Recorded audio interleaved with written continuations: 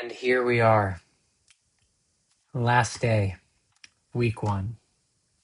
We're back on track. Well, after I finish this one. So, week one, day 5. Welcome back to the LAMDA log. This is the 24th of July, 2026. And once again, rehearsals. Once again, a light day. This one should actually be pretty quick. We started off with our lovely little podcast of Shakespeare's Restless World, and this time there was an imprint, not an imprint, but a print of Elizabeth I and her succession, kind of her whole family, of Henry VIII, and then all that, because there was this huge question about who would take the crown after Elizabeth. Shout out Sandridge. So here we go. The crown controlled news, but people would most definitely have talked about sexual scandals and who would succeed Queen Elizabeth I. And this was a huge question all the time. Who would be the next king or queen? These prints were the only way to kind of publicly discuss this question without like having negative consequences.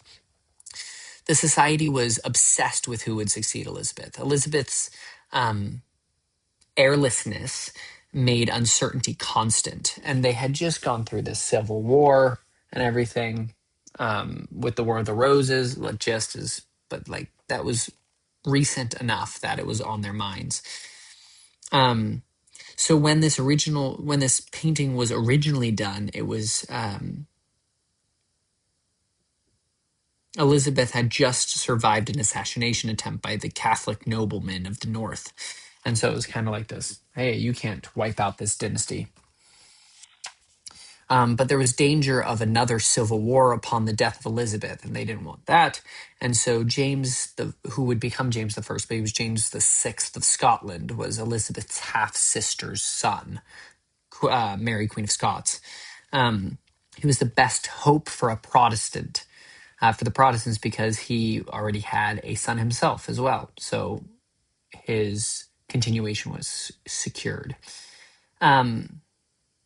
Richard III, the play itself, was a cheeky way to show the discomfort of who will be the future king or queen, right? It was a sneaky way to express these feelings, but talk about it as if it were the past, not the present. From Elizabeth I to James I was a peaceful change of the crown, and that was wonderful. So, Monday, we will have a voice workshop with Alex, our voice support. And then the warm-up we should have an individual warm-up before 10 so that our voice is ready. And it should be connected to thought. We should have 3 to 4 lines of text already memorized. That'll be fine. I'll do that tomorrow morning on my way to school. The afternoon will be for dance and some scenes. And then Tuesday, we will have 12 to 1:30 for the songs, because there's some songs written in. And then Wednesday is costume fittings, and then who's available for evenings for a couple of hours to like kind of make up this time that's being used. Thursday-ish. Maybe Thursday, 6 to 9. I think we ended up deciding it'll be on Friday. But let's start working from the top. So you need to have thoughts, and follow them to their end, on and off the line. Okay, you are still thinking and living while not speaking. So you need to have that continuous thought process.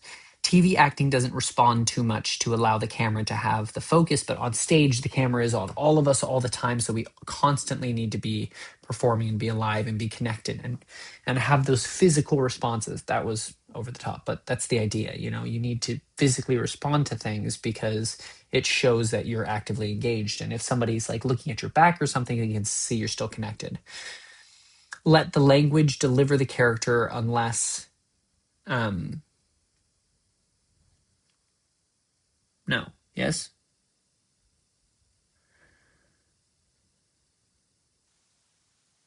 Yes.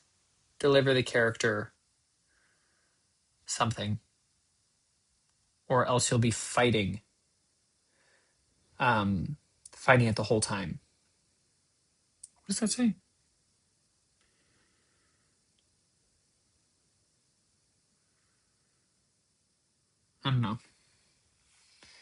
But yeah, let the language deliver your character, or else you'll be fighting against it. Don't play the attitude, play the objective. You can't generalize. Everything needs to be specific. It needs to be motivated. It needs to be true.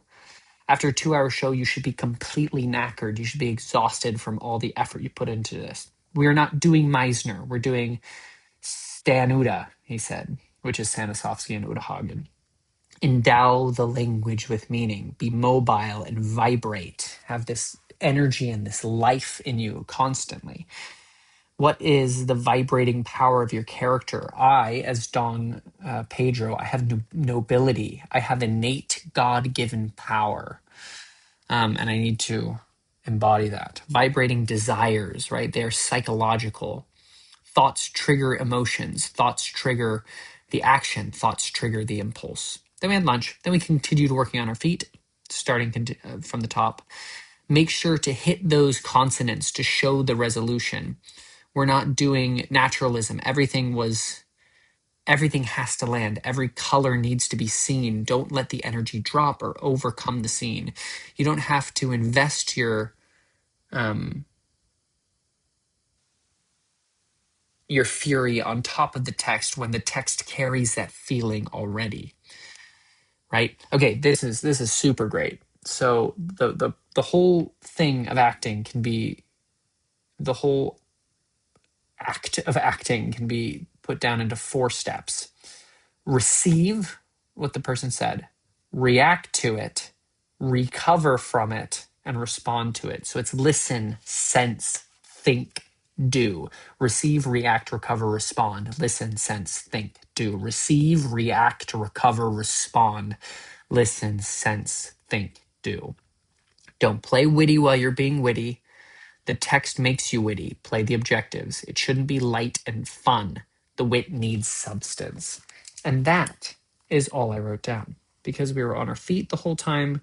And I was in a few scenes and I was working on my parsing and other things on my laptop. That's what I had.